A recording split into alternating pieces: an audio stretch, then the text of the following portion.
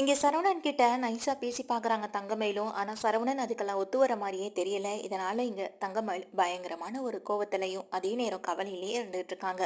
எதையுமே தெரியாத எங்க சரவணன் எப்போதும் போல எங்க மனைவியோட புரிதல பத்தி எதையுமே புரிஞ்சுக்காம, அவர் பாட்டுக்கு தூங்கவும் ஆரம்பிக்கிறாரு. ஆனா எங்க தங்கமயிலுக்கு கொஞ்சம் கூட தூக்கமே வரல. அடுத்த நாள் எப்பொழுதும் போல எங்க தங்கமயில் வந்துட்டு, "இன்னைக்கு நைட்டு நம்ம மாமாவுக்கு பிறந்த நாள் கொண்டாட போறோம்.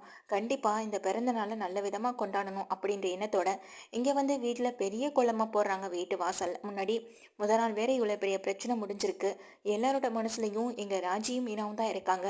ராஜி மீனாவையும் இன்னைக்கு குமார் கடத்திட்டு போன விஷயத்த பத்தி மட்டுமே தான் பேசிக்கிட்டு இருக்காங்க. இன்னைக்கு பிறந்த நாள்ல என்னைய பத்தி மட்டுமே எல்லாரும் பேசணும், என்னைய பத்தி மட்டும்தான் அவங்க யோசிக்கணும், அவங்க ரெண்டு பேரும் மனசுல இருந்து தூக்கி போட வைக்கணும். அப்படின்னா நம்ம ஏதாவது பெரிய விஷயத்த செய்யணும் அப்படின்னு நினைக்கிறவங்க இங்க வந்துட்டு தடபுடலா விருந்து ரெடி பண்றாங்க. அப்போ அங்க வர கோமதி, "என்னடி இன்னைக்கு என்ன இவ்வளோ பெரிய விருந்து, என்ன ஆச்சு?" அப்படின்னு சொல்லி கேட்க, "என்னத்த இன்னைக்கு மாமாவோட பிறந்த நாள் இல்லையா?" அப்படின்னு சொல்லி கேட்குறாங்க. "அதுதான் தெரியுமேடி, ஆனா அதுக்காக நாங்க வீட்ல எல்லாம் இந்த அளவுக்கு தடபுடலா எதுவுமே செய்ய மாட்டோம். சும்மா ஒரு கோவிலுக்கு ஒரு பாலாபிஷேகம் அவ்வளவுதாண்டி." அப்படின்னு சொல்றாங்க. "என்னத்த இது மாமாவுடைய 50வது பிறந்த நாள், இதுக்காக வீட்ல இப்படி சமையல் கூட செய்யலைன்னா எப்படி? மாமாவுக்காக நானே எல்லாத்தையும் பார்த்து பார்த்து சமைச்சேன்." அப்படின்னு சொல்றாங்க. இதை கேட்ட கோமதி, "இது என்ன புதுசா இருக்கு? இவன் இப்படியெல்லாம் செஞ்சு இவர்கிட்ட நல்ல பேர் எடுத்துட்டானா நம்ம என்ன பண்றதுன்னு?" இங்க கோமதி வேற நின்றுட்டு இருக்காங்க. அதுக்கு பிறகு ராஜி மீனா எல்லாருமே வர, ராஜி மீனாவும் பாக்குறாங்க. "அக்கா, நீங்க சமைக்கிற சமையலோட ஸ்மெல்லு அங்க வரையும் வீசுதுக்கா, அதான் நாங்களே ஓடி வந்துட்டோம்." அப்படின்னு சொல்றப்போ, "அப்படி என்னக்கா ஸ்பெஷல்னு சொல்லி கேக்குறாங்க. "என்ன ராஜி, என்ன மீனா, ரெண்டு பேரும் மறந்துட்டீங்களா? இன்னைக்கு மாமாவுடைய பிறந்த நாள் இல்லையா?" அப்படின்னு சொல்றாங்க. "அதுக்காகவா இவ்வளவு சமையல்?" அப்படின்னு கேட்க, "பின்ன மாமாவுக்கு 50வது பிறந்த நாள், இதை நம்ம ரொம்ப கிராண்டா வீட்லயே கொண்டாட வேணாமா? அதுக்காக தான் நான் சமையல் எல்லாம் மாமாவுக்கு பிடிச்ச மாதிரி ஒன்று ஒன்றையும் பார்த்து பார்த்து பக்குவமாக சமைச்சு வச்சிருக்கேன்." அப்படின்னு சொல்கிறாங்க. இதை கேட்ட ராஜி மீனாவும், "சரிங்கக்கா, நீங்கள் நடத்துங்க, நாங்கள் போய் குளிச்சுட்டு ஃப்ரெஷ் ஆகிட்டு வரோம் சாப்பிட்றதுக்கு." அப்படின்னு சொல்லிட்டு எங்கள் ராஜி மீனா ரெண்டு பேரும் கிளம்பி போக, "இவளுங்க என்ன இப்படி இருக்காளுங்க, இவர் அதுக்கெல்லாம் வந்துட்டு கொஞ்சம் கூட இவருக்கு பிறந்த நாள் கொண்டாடுறதெல்லாம் பிடிக்கவே பிடிக்காதே, இப்படி என்னென்னலாம் செஞ்சு வச்சிருக்காளுங்கன்னு தெரியல." நினச்சி கோமதியும் புலம்பிட்டு இருக்காங்க. அன்னைக்கே வந்து பிறந்த நாளுக்காக வீட்டுக்கு வந்து தன்னுடைய அம்மா அப்பான்னு எல்லாருமே கூப்பிட்டுருக்காங்க. எங்க தங்கமயிலும் அவங்க எல்லாமே எங்க வீட்டுக்கும் வராங்க. வந்தவங்க கிட்ட எங்க பாண்டியன் சகஜமா சந்தோஷமா பேசிக்கிட்டு இருக்காங்க. அப்போ இந்த வந்த விஷயத்தை பத்தி அவங்க ரெண்டு பேரும் எதுக்காக வந்தோன்றதையும் சொல்லல. அதே போல அக்கம் பக்கத்துல இருக்கவங்க எல்லாமே வர ஆரம்பிக்கிறாங்க. "என்னாச்சு இன்னைக்கு, என்ன கோமதி?" அப்படின்னு கேட்க, "என்னன்னு எனக்கு எதுவுமே புரியலைங்கன்னு" எங்க கோமதி சொல்றாங்க. அப்போதான் இங்க என்ன பண்றாங்கன்னா, பசங்க மருமகள்கள் எல்லாருமே சேர்ந்து ஹாப்பி பர்த்டே மாமான்னு சொல்லிட்டு இங்க அப்படியே சர்ப்ரைஸா தான் வாங்கிட்டு வந்த கிஃப்ட் எல்லாம் கையில கொண்டு வந்து இங்க எல்லாரும் ஒண்ணா வந்து நிக்கிறத பார்த்ததும் பாண்டியனுக்கு கண்ணே கலங்கிடுது. ரொம்ப சந்தோஷத்துல ஆனந்த கண்ணீரே விடுறாங்க. அதுக்கு கோமதி சொல்றாங்க, "பாத்தீங்களடி, நான் அப்பவே சொன்னல, அவர் கோவத்துல எப்படி கண்ணு கலங்குது பாரு." அப்படின்னு சொல்றப்போ, இங்க அத்தை அவங்க கோவப்படல, சந்தோஷப்படுறாங்க, நீங்களே நல்லா பாருங்கன்னு சொல்றப்போ, "என்னங்க?" அப்படின்னு சொல்லிட்டீங்க பக்கத்துல பார்க்க. "ஒண்ணும் இல்ல கோமதி, எனக்கு இந்த மாதிரி யாருமே பிறந்த நாள்ல கொண்டாடினது கிடையாது, நான் எதிர்பார்த்ததும் கிடையாது. ஆனா வீட்டுக்கு வந்த என் 3 மருமகள்களும் எனக்காக இதை செஞ்சிருக்காங்கன்னு நினைக்கிறப்போ என்னையே அறியாம கண்ணு கலங்கிடுச்சு." அப்படின்னு சொல்றாங்க. இதை கேட்ட கோமதி ரொம்ப சந்தோஷப்பட, "நான் கூட எங்க இவர் கோவப்பட்டுருவாரோன்னு நினைச்சேன்." அப்படின்னு இங்க மனசுல நினைச்சிட்டு, அதுக்கு பிறகு, "வாங்க கேக் கட் பண்ணலாம், இங்க உங்களுக்காக கேக்கெல்லாம் வாங்கிட்டு வந்திருக்காளுங்க." அப்படின்னு சொல்லிட்டு இருக்காங்க. "இது வேற இருக்கா?" அப்படின்னு சொல்லும்போது, "ஆமா சம்மதி, இதுக்காக தான் எங்க தங்கமயிலே எங்களுக்கு ஃபோன் போட்டு உடனே வர சொன்னா, அதான் நாங்களும் வந்துட்டோம்னு." சொல்லும்போது, "சரி வாங்க எல்லாரும்னு சொல்லி எல்லாரும் கூட்டிட்டு போய் கேக்கெல்லாம் கட் பண்ணி பர்த்டேவை வந்து நல்ல செலிப்ரேஷன் பண்றாங்க. எல்லாரும் ஒரு ஒரு gift வந்துட்டு வச்சு கொடுங்க." எங்க தங்கமயிலும் வந்துட்டு அவங்க ரொம்பவே கஷ்டப்பட்டு நின்றுட்டு இருக்காங்க. உடனே இதுக்கு பாக்கியா சொல்றாங்க, "என்னடி நீ எதுவுமே செஞ்சு கொடுக்கலையா, வச்சு கொடுக்கலையா?" அப்படின்னு சொல்லும்போது, "எனக்கு என்னமா இருக்கு, என் கையில காசா இருக்கா என்ன, இது எல்லாமே மீனா ராஜி சேர்ந்து போட்டு வாங்கினது, இதுல நம்மளும் போய் பங்கு போட்டுக்கிறது ரொம்ப பெரிய தவறு இல்லையாமா?" அப்படின்னு சொல்றாங்க. "என்ன மாப்பிள்ள நீங்க?" அப்படின்னு இங்க சரவணன் கிட்ட சொல்ல, "என்னத்த?" அப்படின்னு சொல்லி கேக்குறாங்க. "என்ன இருந்தாலும் நீங்களா தங்கமயிலுக்கு ஏதாவது வந்துட்டு பணத்தை கொடுத்து வாங்கி கொடுத்துருக்கலாம்ல, இப்போ உங்க அம்மாவுக்கும் அப்பாவுக்கும் எதுவுமே கொடுக்காம ரொம்ப கஷ்டப்பட்டு நின்றுட்டு இருக்கா பாருங்க எங்க பொண்ணுன்னு." சொல்லி பாக்கியா சொல்லும்போது, அதுக்கு சரவணன் சொல்றாங்க, "இல்லத்த, நான் தான் எதுவா இருந்தாலும் அம்மா கிட்ட பணத்தை வாங்கிக்கோன்னு சொன்னலன்னு." சொல்லும்போது, "அது எப்படி மாப்பிள்ள, அவங்களுக்கு செய்யறதுக்கு அவங்க கிட்ட இருந்து பணத்தை வாங்கி அவங்களுக்கே செய்ய முடியுமா என்ன?" அப்படின்னு சொல்ல, இதை கேட்ட எங்க சரவணன் உடனே சொல்றாங்க, "அதுக்காக தான் நான் இந்த விஷயத்தை பத்தி எல்லாம் யோசிச்சு தான் ஒரு முடிவு எடுத்திருக்கேன்னு." சொல்லும்போது, "பாத்தியிலடி?" அப்படின்னு சொல்லி இங்க வந்து தங்கமயில பாக்குறாங்க.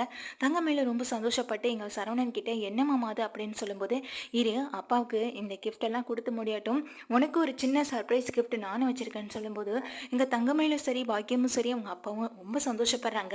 "மாப்பிள்ளை ஒரே நாள்ல மாத்திட்டியா என்னடி?" அப்படின்னு சொல்லி கேட்க, "என்னன்னு தெரியலேம்மா, அப்படி கூட என்கிட்ட எதுவும் எதுவும் இடம் கொடுத்து பேசவே இல்லையேன்னு எங்க தங்கமேலும் ஒரு வித சந்தேகத்திலேயே இருந்துட்டு இருக்காங்க. ஃபங்க்ஷன் நல்லபடியா முடியுது. எல்லாருமே சாப்பிட்டுட்டு கிளம்ப, என்னங்க என்ன மாமா அதுன்னு சொல்லும்போது, வா முதல்ல அப்பா பக்கத்துல வா, நான் அப்பா கிட்ட சொல்லிட்டு அப்படியே அதையும் நீ தெரிஞ்சுக்கோன்னு சொல்லி எங்க எல்லாரையும் கூட்டிட்டு போறாங்க.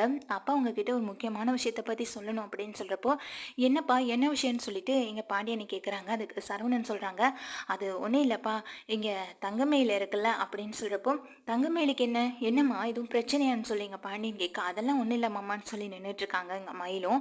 உடனே எங்க பாக்கியம் கேட்குறாங்க, என்ன மாப்பிள்ளை சொல்ல வந்த விஷயத்த விட்டுட்டு இப்படி இழுத்துட்டு இருக்கீங்களே, என்னன்னு சொல்லுங்க மாப்பிள்ளை அப்படின்னு சொல்லி கேட்க, அதுக்கு இங்க உடனே சொல்றாங்க, அது இல்லை, ஒரு சின்ன கம்ப்யூட்டர் சென்டர்ல எங்க தங்கமயிலுக்காக ஒரு வேலை கேட்டிருந்தேன், அவங்களும் சரின்னு சொல்லிட்டாங்க. நான் வேலை பார்க்குற இடத்துக்கும் பக்கத்துல தான் அந்த கம்ப்யூட்டர் சென்டர் இருக்கு. இங்க தங்கமயில் தான் எம்ஏ வரையும் முடிச்சிருக்கு, இங்கிலீஷும் நல்லா தெரியும். அது மட்டும் இல்லாம கம்ப்யூட்டர்ல வேற என்ன, ஒரு சின்ன கணக்கு கணக்கு வழக்கு இதெல்லாம் பார்க்கறது தானே, அதெல்லாம் ஈஸியா கத்துக்கலாம். ஒரு பொண்ணு அங்கதான் இருக்கு பக்கத்துல இருந்து, ஒரு நாள் சொல்லி கொடுத்தா போதும், அதை ஈஸியாவே வந்துட்டு கத்துக்கலாம். தங்கமயில் எம்ஏ வரையும் படிச்சிருக்கிறதுக்கு ஒரு நாள்ல கத்துக்க முடியாதா என்ன, ஒரு சின்ன விஷயம்தான், அது அளவுக்கு நம்ம எதிர்பார்க்கிற அளவுக்கு பெரிய ஒரு கம்பெனியோ இல்லை பெரிய ஒரு கம்ப்யூட்டர் சென்டரோ கிடையாது, சின்ன ஒரு கம்ப்யூட்டர் சென்டர் தான். அங்கே போய் வேலை பார்த்தா எங்கள் தங்கமயில் கையிலையும் காசு இருக்கும், தங்கமயிலும் யாருக்கும் எதுக்கும் கவலைப்பட வேண்டியதில்லை, அவளுக்கு ஆசைப்பட்டதை அவளே வாங்கிக்கலாம்னு சொல்லும்போது, இதை கேட்ட எங்கள் பாண்டியனை வந்துட்டு, என்னப்பா திடீர்னு எங்கள் தங்கமயில் எதுவும் வேலைக்கு போகணும்னு கேட்டுச்சாலேன்னு சொல்லி கேட்குறப்போ, நான் எதுவும் கேட்கல மாமா, நான் போகலைன்னு தானே சொன்னேன், எங்கள் அத்தைக்கு துணையா நான் வீட்டில் இருக்கிறேன்னு தான் சொன்னேன்னு சொல்லும்போது, எனக்கு துணையா என்னம்மா, இதுக்கு முன்னாடி நான் இந்த வீட்டு வேலையெல்லாம் பார்க்காமல இருந்தேன் அப்படின்னு சொல்கிறாங்க. இங்கே உடனே பாக்கியமோ, அதுக்கு இல்லை சம்மந்தி, இவ்வளோ நாள் நீங்கள் மட்டும் வீட்டில் வேலையெல்லாம் பார்த்துருக்கலாம், ஆனால் 3 மருமகள் வந்ததுக்கு பிறகும் நீங்கள் ஏன் இப்படி கஷ்டப்பட்டுட்டு இருக்கணும், ஏற்கனவே இங்கே ராஜி படிச்சிட்டு இருக்கு, மீனாவும் வேலைக்கு போயிட்டு இருக்கு, இதில் தங்கமேலும் வேலைக்கு போனால் நீங்கள் எப்படி சம்மந்தி வீட்டை கவனிச்சுப்பீங்கன்னு சொல்ல, அதெல்லாம் எனக்கு எதுவும் பிரச்சனை இல்லை, எங்கள் தங்கமயில் தாராளமாக போகட்டும், தங்கமயிலுக்காக இங்கே சரவணன் இப்படிப்பட்ட ஒரு வேலையை பார்த்ததே எனக்கு ரொம்ப சந்தோஷம் தான் அப்படின்னு சொல்லிட்டு இருக்காங்க. அதே நேரம் எங்கள் பாண்டியனும், ஆமாம் நான் கூட அதை ஆரம்பத்துலேருந்து யோசித்தேன், ஏன்னா இங்கே ராஜி படிச்சுட்டு இருக்க, படித்து முடிச்சதும் ராஜி வேலைக்கு போயிடுவா, அதே போல் மீனாவும் வேலைக்கு போயிட்டுருக்கு, எம்ஏ படிச்சிருக்க ஒரு பொண்ணு நம்ம எதுக்கு வீட்டிலே வச்சிருக்கணும்னு நானும் யோசிச்சேன்னு சொல்லும்போது, இங்கே உடனே பாக்கியம், அது என்ன இங்கே தங்கமயில கேட்காம நீங்களே எல்லாரும் முடிவெடுக்கிறீங்க, தங்கமயிலுக்கு அங்கே போக விருப்பமா இல்லையான்றதை மட்டும் யாரும் கேட்கவே இல்லைன்னு சொல்ல, என்னப்பா மயிலு உனக்கு போக விருப்பம் இல்லையா அப்படின்ற மாதிரி கேட்க, எங்கள் தங்கமயில் தயங்கி நின்றுட்டே இருக்காங்க. அவங்களுக்கு என்ன பேசுறதுன்னு கூட தெரியல, என்ன முடிவெடுத்து சொல்றதுன்னு கூட தெரியல. அப்போ இங்க பாக்கியம் கண்ணை காட்டுறாங்க, முடியாதுன்னு சொல்லிடின்னு தலையாட்டணின்னு சொல்லிடின்னு இங்க தலையை ஆட்டி ஆட்டி காட்டுறாங்க. இங்க தங்கமயில் தலை நின்றுட்டு இருக்க, உடனே இங்க சரவணன் சொல்றாங்க, அதெல்லாம் தங்கமயில் போவாப்பா, அதான் அம்மாவே இங்க வீட்டுல எல்லாத்தையும் கவனிச்சுக்கிறேன்னு சொல்லிட்டாங்கல்ல, தங்கமயில் போய் பார்க்கட்டும், ஏன்னா அப்பதான் அவளுக்கும் வந்துட்டு எல்லாமே தெரிய வரும், வீட்லயே இருக்கிறதுனால எதுவுமே புரிஞ்சுக்கவும் மாட்டாங்க, அவங்க வெளியில போய் சம்பாதிக்கட்டும்பா அப்படின்னு சொல்றாங்க. இது ஒன்றும் அவ்வளோ கஷ்டமான வேலையெல்லாம் கிடையாதே, ஒரே இடத்துல உட்காந்து பார்க்குற வேலை தானே அப்படின்னு சொல்கிறப்போ, எனக்கு நான் படிச்சிருக்கிறதுக்கும் கம்ப்யூட்டருக்கும் என்னமாமா சம்மந்தம் இருக்குன்னு சொல்ல, அது எல்லாமே சம்மந்தம் இருக்கு மயிலு, அதெல்லாம் நீ நினைக்கிற மாதிரி ரொம்ப கஷ்டமான வேலை கிடையாது, என்னைய விட்டால் கூட இப்போ ஒரே நாளில் கற்றுக்கிட்டு நானும் கூட வேலை பார்ப்பேன், ஆனால் எனக்கு அதில் இன்ட்ரெஸ்ட் இல்லை, நீ படிச்சிருக்கல நீ போ மயிலு, நாளைக்கு உன்னை வந்துட்டு கூட்டிகிட்டு போகிறேன் அப்படின்னு சொல்லிடுறாங்க. இதை கேட்ட மயில ஆச்சரியத்தோடு நின்றுட்டே இருக்காங்க. இது என்னடி உன்னை கேட்காம வீட்டில் இருக்கிறவங்க எல்லாரும் அவங்க பாட்டுக்கு அவங்க இஷ்டத்துக்கு முடிவெடுத்து அவங்களே ஏதாவது ஒரு விஷயத்த சொல்லிட்டு இருக்காங்க, நீயும் என்னடானா எதுவுமே பேசாம அமைதியா நின்றுட்டு இருக்கேன்னு சொல்லி எங்க பாக்கியம் பக்கத்துல வந்து எங்க தங்கமையில திட்ட, அப்ப அங்க வர ராஜி மீனாவும், பாருங்கக்கா இந்த வீட்டுல நான் வேலைக்கு போகணும்னு கேட்டா கூட இந்த வீட்டுல என்னை யாரும் வெளியில விட மாட்டாங்க, பாத்தீங்களா உங்களுக்கு தானா வந்த ஆப்பர்ச்சுனிட்டி, இதை மிஸ் பண்ணிடாதீங்கக்கா அப்படின்னு சொல்லி எங்க ராஜி கை கொடுத்துட்டு போக, மீனாவும் வந்துட்டு இங்க கை கொடுத்துட்டு போக, எங்க தங்கமயில் தான் என்ன பண்றதுன்னு தெரியாம தவிச்சு போய் நின்றுட்டு இருக்காங்க. கோமதியும் வந்து சொல்றாங்க, இங்க பாருடி நான் வீட்டுல இருந்து கஷ்டப்படுவேன்னா நீ நினைக்க வேண்டாம், படிச்ச படிப்பை எதுக்காக வீட்டுல இருந்து வேஸ்ட் பண்ணணும், நீ பேசாம வேலைக்கு போ அப்படின்னு சொல்லிட்டு போக, என்னடி உன்னோட முடிவை யாரும் எதுவும் கேட்காம நீ போய் வீட்டுக்கு வந்த மருமகளை சம்பாதின்னு சொல்ற மாதிரி உன்னை இப்ப வேலைக்கு அனுப்ப பாக்குறாங்க அப்படின்னு சொல்லி இங்க உடனே கோவப்படுறாங்க. அதானம்மா அன்னைக்கு ராஜி வேலைக்கு போனப்ப மட்டும் எல்லாரும் திட்டினாங்க, ஏன் அவங்க வீட்டு ஆளுங்க கூட இங்க சம்பாதிச்சு படுற பணத்துல இருந்து உங்க வீட்டுல சோறே சாப்பிட்றீங்களான்னு ஏகப்பட்ட கேள்விகளை கேட்டாங்க, இதனாலதான் மாமாவும் இங்க வீட்டுல இருக்கவங்க எல்லாருமே ராஜிக்கிட்டையும் மீனாக்கிட்டையும் பேசாம கொஞ்ச நாள் பேசாமலே கஷ்டப்படுத்திட்டு இருந்தாங்க, நான் தான் இங்க சமாதானப்படுத்தி அத்தைகிட்ட பேசவும் வச்சேன், ஆனா இப்ப என்னடானா என்னைய வேலைக்கு போக சொல்றாங்க, அன்னைக்கு நடந்த விஷயத்துல இருந்து அப்படி எதுவுமே நடக்காதுன்னு நான் நினைச்சிட்டு இருந்தேன், ஆனா இப்ப என்னடானா எனக்கு வேலையே கண்டுபிடிச்சு தேடி எடுத்துட்டு வந்திருக்காரு, நான் எப்படிமா போவேன், நான் எப்படிமா சமாளிப்பேன், எதுவுமே தெரியாம நான் என்னமா பண்ணுவேன் அப்படின்னு சொல்றாங்க.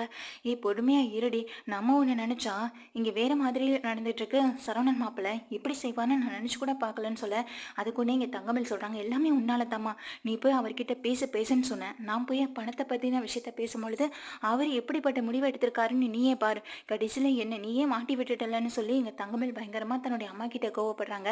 அப்போ அங்கே உள்ள வர எங்கள் சரவணனும், என்ன மயிலு இப்போ ரொம்ப சந்தோஷமா இருக்கா போல, இனிமே நீ யார்கிட்டையும் கையேந்தி நிற்க வேண்டியதில்லை, ஏன்னா நீயே வேலைக்கு போனால் உன் கையிலே காசு இருக்கும்ல அப்படின்னு சொல்ல, ஆமாம் மாமா அப்படின்னு சொல்லிட்டு நின்றுட்டு இருக்காங்க. இப்படி யார் என்ன சொன்னாலும் எல்லாருக்கும் ஆமா சாமி போடுறதை மட்டும் நிறுத்தவே நிறுத்தாத அப்படின்னு மனசுல நினைச்சிட்டு எங்க பாக்கியம் பயங்கரமான ஒரு கோவத்துல தான் இருக்க. இந்த குடும்பத்தை நம்ம என்னமோ நினைச்சோம், ஆனா இவங்க என்னடானா ஒரு ரூபா காசு கொடுக்கறதுக்கு ரொம்ப கஞ்சித்தனம் பண்ணிட்டு இப்ப ஏன் பொண்ணை வேலைக்கு அனுப்புறேன்னு அவங்களே முடிவு பண்ணி அவங்களே அனுப்புனா அதுல என்ன அர்த்தம் இருக்கு? இதை எப்படி நடக்க விட்டுறக்கூடாது? அப்புறம் தங்கமேல் படிக்கலன்ற விஷயம் இந்த வீட்டுக்கு தெரிஞ்சிடுச்சுன்னா அதுக்கப்புறம் இந்த வீட்டுல நம்ம நிலைமை என்ன ஆகுறது, என் பொண்ணோட நிலைமை தான் என்ன ஆகுறது அப்படின்னு எங்க பாக்கியமும் பயங்கர ஒரு கோவத்திலையும் அந்த ஒரு யோசனையிலையும் தான் இருந்துட்டு இருக்காங்க. என்னத்த இப்போ உங்களுக்கும் சந்தோஷமா? சரிங்கத்த, நான் கொஞ்ச தூரம் வெளியில போயிட்டு வரேன்னு சொல்லிட்டு இங்கே ஒன்று என்ன பண்ணுறாங்கன்னா அவங்களும் வெளியில கிளம்பி போக காலையிலையுமே கேக்கெல்லாம் கட் பண்ணிடுறாங்க. அதனால பாண்டியனை வந்துட்டு இன்னைக்கு சாயந்தரம் எல்லாரும் கோவிலுக்கு போயிட்டு வரலான்னு சொல்லி அவங்களும் வந்துட்டு கடைக்கு கிளம்பி போயிடுறாங்க.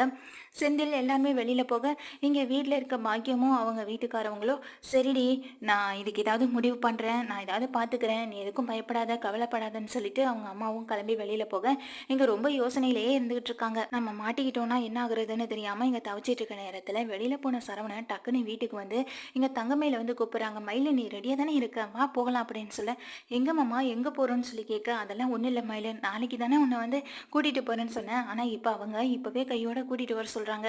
ஏன்னா உன்னை வேலைக்கு நான் சொன்னதுலேருந்து இப்போ வர வேண்டிய பொண்ணும் வரதில்லையா, அந்த பொண்ணு லீவு போட்டதுனால தான் இப்போ உன்னை அந்த வேலையில் சேர்த்துக்கிறேன்னு சொன்னாங்க. அந்த பொண்ணு நேற்றுலேருந்து வரதில்லை, வேலையை நிறுத்திட்டு இப்போ நீ வந்தால் தான் வேலையாகும், வையா கையோட அப்படின்னு சொல்லி இங்கே கூப்பிடும்போது, அது இல்லை மாமா வீட்டில் எல்லாமே போட்டது போட்டபடி கிடக்கு அப்படின்னு சொல்ல, அதெல்லாம் நான் பார்த்துக்கிறேன்டி நீ போயிட்டு வாடி, அதுவும் பக்கத்துலேயே சரவணனும் கடை இருக்குது, வேணும்னா 2 பேரும் ஒன்றா போய் உட்காந்து கூட சாப்பிட்டுக்கலாம், சாப்பாடு வேணும்னா நானே கொண்டு வந்து கொடுக்குறேன்னு சொல்கிறாங்க. எங்கள் கோமதியும் அதுக்குள்ளே இங்கே தங்கமயில் வந்துட்டு அது இல்லத்த அப்படின்னு சொல்லும்போது, நீ கிளம்புடி அப்படின்னு சொல்லி இங்கே கட்டாயப்படுத்தி தங்கமயிலையும் வந்துட்டு எங்கள் சரவணன் கூட அனுப்பி விட்டுறாங்க. சரவணன் கூட போகிற தங்கமயில் அந்த கடைக்கு போகிறாங்க. அங்கே போனால் அங்கே வந்துட்டு ஏற்கனவே இன்னொரு பொண்ணு இருக்கிறப்போ அவங்க வந்து இங்கே தங்கமயில் கிட்ட பேசுகிறாங்க. ஆமாம் நீங்கள் என்ன படிச்சிருக்கீங்கன்னு சொல்லி கேட்குறப்போ, நான் எம்ஏ முடிச்சிருக்கேன் நீங்கள் தங்கமயில் சொல்லும்போது, அதுக்கு அந்த பொண்ணும் அப்படியாக்கா சரி வாங்க நான் உங்களுக்கு அப்புறம் உங்களுக்கு தெரியாதது என்ன இருக்க போகுது, இதில் நான் சொல்லி கொடுக்குறதுக்கு என்ன இருக்குன்னு சொல்ல, இல்லை எனக்கு கம்ப்யூட்டர் பற்றி அவ்வளோதான் எதுவும் தெரியாதுன்னு சொல்கிறாங்க.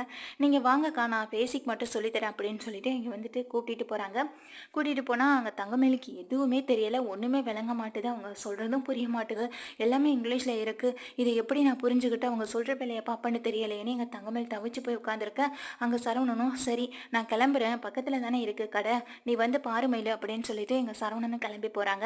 எங்கள் தங்கமயில் நல்லாவே மாட்டிக்கிட்டாங்க. அந்த பொண்ணு சொல்கிறது எதுவுமே புரியவும் இல்லை. அந்த ஓனரும் வந்துட்டு இங்கே பார்த்துட்டே இருக்காங்க. என்னம்மா உன் முகத்தை பார்த்தா எதுவுமே புரியாத மாதிரி தெரியுது, உன்னை நம்பி எப்படி நான் இந்த வேலையை விட்டுட்டு போகிறது, எனக்கு ஏகப்பட்ட வேலை இருக்குது, நீ எம்ஏ படிச்சிருக்கேன்னு சொன்னதுனால தான் இந்த பொறுப்பை உங்ககிட்ட ஒப்படைக்கணும்னு நானும் நினச்சேன், ஆனால் நீ எதையுமே சரிவர செய்ய மாட்டியேம்மா அப்படின்னு சொல்ல, இங்கே உடனே சரவணன் போன கையோட திரும்பி வராங்க. அந்த ஓனர் ஃபோன் பண்ணதுனால இங்கே திரும்பி வர சரவணனும் என்னாச்சுங்க அப்படின்னு சொல்லி கேட்க, இல்லைப்பா இது இந்த வேலைக்கு செட் ஆகாதுன்னு நினைக்கிறேன், நீ கூட்டிகிட்டு போப்பா அப்படின்னு சொல்ல, என்னங்க உங்களை நம்பி தானே நான் கூட்டிகிட்டு வந்தேன்னு சொல்ல, நானும் உன்னை நம்பி தானப்பா நானும் இந்த வேலையை ஒப்படைக்கலாம்னு நினச்சேன், ஆனால் நீ இப்படி பண்ணுவேன்னு நினைக்கவே இல்லை, உன்னோட எனக்கு ரொம்ப நாள் பழக்க வழக்கம், சரி நீயும் நல்ல விதமாக செய்வேன், நல்ல விதமாக ஒரு பொண்ணை கூட்டிகிட்டு வந்து விடுவேன், அந்த பொண்ணு மூலமாக நான் எல்லாத்தையும் பார்த்துக்கலாம் அப்படின்னு நினச்சிட்டு இருந்தா, கடைசியில் ஒய்ஃப் இப்படி பண்ணுவாங்கன்னு நினச்சி கூட பார்க்கல, எதுவுமே தெரிய மாட்டுதுப்பா, இப்போ எம்ஏ இங்கிலீஷ் முடிச்சிருக்காங்கன்னு சொன்னேன், பேசிக் கூட தெரியாமல் எப்படி இருப்பாங்க, இங்கிலீஷில் ஒரு பேசிக் நாலேஜ் கூடவா இருக்காது அப்படின்னு சொல்லி இங்கே கேட்குறாங்க.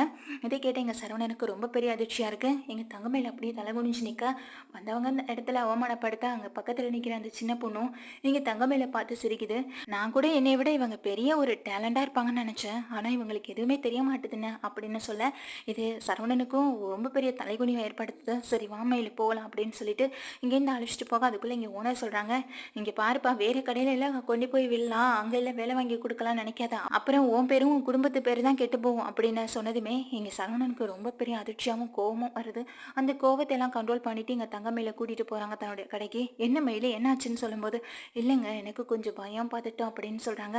பயம் பதட்டமாக இருந்தால் எல்லாமே மறந்துடுமா, நான் அவங்க சொல்கிறத வச்சு பார்க்கும்போது நீ படிச்சியா படிக்கலன்ற சந்தேகமே எனக்கு வருது மயில, அதுவும் இல்லாமல் நம்ம குடும்பத்து பேரை அசிங்கப்படுத்துகிற அளவுக்கு நீ இப்போ அங்கே நடந்துட்டு வந்திருக்க, அப்புறம் அவங்க 4 இடங்களுக்கு போனால் பாண்டியன் விட்டு மருமகளாது அந்த பொண்ணுக்கு எதுவுமே தெரியாதுன்ற மாதிரி 4 பேர் 4 விதமாக பேச மாட்டாங்களா, இப்படி ஏன் மயில பண்ணுன, உனக்கு ஏன் இந்த பயம் பதட்டம்லாம் இருக்குது, வீட்டில் ராஜி மீனாவும் தான் இருக்காங்க, சொல்கிறாங்க. ராஜி மீனாவும் அப்படியே இருக்காங்க, நீ மட்டும் ஏன் இப்படி இருக்கன்னு சொல்லிட்டு எங்கள் தங்கமயில திட்டுறாங்க. தங்கமயிலும் அழுதுகிட்டே நிற்கிறாங்க. உண்மையை சொல்லு மயிலும், உனக்கு எதுவும் தெரியுமா தெரியாதா அப்படின்றத திரும்ப திரும்ப கேட்க, எனக்கு தெரியாது மாமா, நான் படிக்கலை, என்னை விட்டுருங்க அப்படின்னு சொல்கிறாங்க. என்ன மயில் சொல்கிற, படிக்கலையா அப்படின்ற ஒரு ஆச்சரியத்தோட எங்கள் சரவணன் கேட்க, ஆமாம் மாமா, நான் படிக்கலை, நான் படித்தேன்னு சொல்லி தான் என்னையே உங்களுக்கு கல்யாணம் பண்ணி வச்சாங்க. படிக்கலைன்னு சொன்னால் எங்கே நீங்கள் உங்கள் வீட்டில் ஏற்றுக்க மாட்டீங்களோ அப்படின்ற ஒரு பயத்தில் தான் நானும் எம்ஏ முடிச்சிருக்கேன்னு சொன்னேன். ஆனால் நான் +2 கூட தாண்டலை மாமா அப்படின்னு சொல்கிறாங்க. இதை கேட்டு எங்கள் சரவணன் அதிர்ச்சியில் அப்படியே உறைஞ்சு போய் உட்காந்துடுறாங்க. எங்கள் தங்கமயில அழுதுகிட்டே நிற்கிறாங்க.